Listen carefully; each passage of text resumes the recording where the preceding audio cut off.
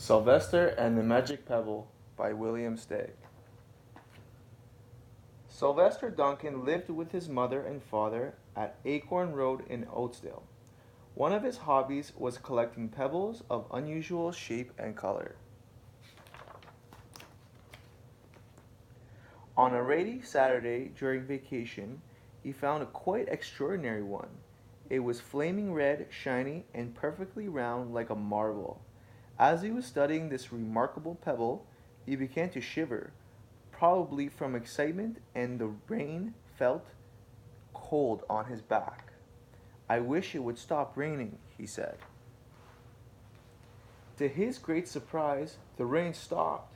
It didn't stop gradually, as rain usually does. It ceased. The drops vanished on the way down. The clouds disappeared. Everything was dry, and the sun was shining as if the rain had never existed. "I wonder if this rock is a magic pebble. How did the rain just stop?" In all his young life, Sylvester had never had a wish gratified so quickly. It struck him that magic must be at work, and he guessed that the magic must be in the remarkable looking red pebble, where it indeed was. To make a test, he put the pebble on the ground and said, "I wish it would rain again."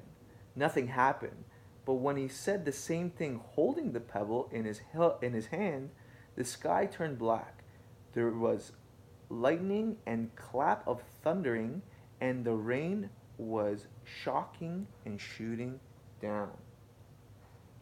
"What a lucky day this is," thought Sylvester. "From now on I can have anything I want. My father and mother can have anything they want. My relatives, my friends, and anybody at all can have anything they want." He wished the sunshine back in the sky, and he wished a wart on his left hind fetlock would disappear, and it did. And he startled home, eager to amaze his father and mother with his magic pebble. He could hardly wait to see their faces. Maybe they wouldn't even believe him at first. As he was crossing Strawberry Hill, thinking of some of the many, many things he could wish for, he was startled to see a mean, hungry lion looking right at him from behind some tall grass. He was frightened. If he hadn't been frightened, he could have made the lion disappear, or he could have wished himself safe at home with his father and mother. He could have wished the lion would have turned into Butter, a fly, or Daisy, or a gnat. He could have wished many things, but he panicked and couldn't think carefully. "I wish I were a rock," he said, and he became a rock. The lion came bounding over, sniffed the rock 100 times, walked around it, and went away confused, perplexed, puzzled, and bewildered. "I saw that little donkey as clear as day. Maybe I'm crazy," the lion muttered. And there was Sylvester, a rock, on Strawberry Hill with the magic pebble lying right beside him on the ground, and he was unable to pick it up. "Oh, how I wish I were myself again," he thought, but nothing happened. He had to be touching the pebble to make the magic work, but there was nothing he could do about it. His thoughts began to race like mad. He was scared and worried, being helpless. He felt hopeless.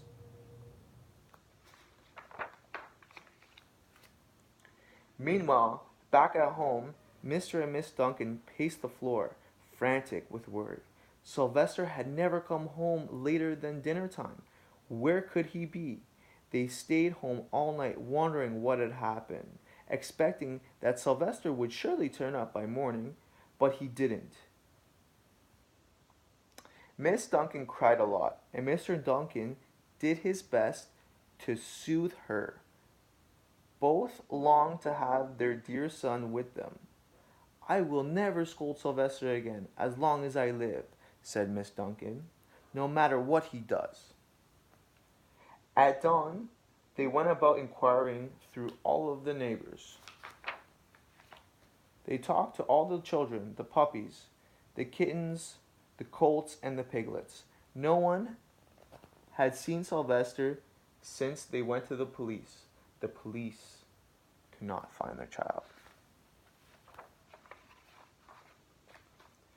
After a month of searching the same places over and over again and inquiring of the same animals over and over, they concluded that something dreadful must have happened and that they would probably never see their son again. I wonder what emotion Sylvester's parents are feeling after losing their son. They tried their best to be happy, to go about their usual ways, but their usual ways included Sylvester, and they were always reminded of him. They were miserable. Life had no meaning for them anymore. Night followed day and day, followed night over and over. Sylvester on the hill woke up less and less often. When he was awake, he was only hopeless and unhappy. He felt he would be a rock forever, and he tried to get used to it. He went into an endless sleep. The days grew colder. Fall came with the leaves changing, and then the leaves fell and grass bent to the ground. I wonder if rocks age like animals. I wonder how Sylvester feels.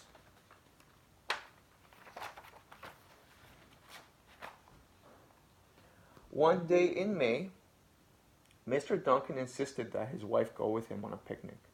"Let's cheer up," he said. "Let us try to live again and be happy, even though Sylvester, our angel, is no longer with us." They went to Strawberry Hill, where Sylvester is. Miss Duncan sat down on the rock. The warmth of his own mother sitting on him woke Sylvester up from his deep, deep winter sleep. How he wanted to shout, "Mother, Father, it's me, Sylvester, I'm right here," but he couldn't talk. He had no voice. He was stone dumb. Mr. Duncan walked aimlessly about while Miss Duncan set out the picnic food on the rock. Alfalfa, sandwiches, pickled oats, sassafras salad, Timothy compote. Suddenly, Duncan saw the red pebble. "What a fantastic pebble!" exclaimed. Sylvester would have loved it for his collection. He put the pebble on the rock. They sat down to eat. Sylvester was now as wide awake as a donkey that was a rock could possibly be. Miss Duncan said suddenly, "I have the strangest feeling that our dear Sylvester is still alive and not far away." I am," Sylvester wanted to shout, but he couldn't. If only he had realized that the pebble was resting on his back. The pebble resting on his back was the magic pebble. "Oh, how I wish he were here with us on this lovely May day," said Miss Duncan. Mr. Duncan looked sadly at the ground. "Don't you wish it too, Father?" she said. He looked at her as to say, "How can you ask such a question?" Mr. and Miss Duncan looked at each other with great sorrow. "I wish I were myself again. I wish I were my real self again," thought Sylvester. And in less than an instant, he was. You can imagine the scene that followed. The embraces, the kisses, the questions, the answers, the loving looks, and the fond exclamations. I wonder what emotion Sylvester and his parents feel after turning back into a donkey and being reunited with his family. When they had eventually calmed down a bit and had gotten home, Mr. Duncan put the magic pebble in an iron safe. Some day they may want to use it, but really, for now, what more could they wish for? They all had the day that they wanted. Sylvester and the Pebble.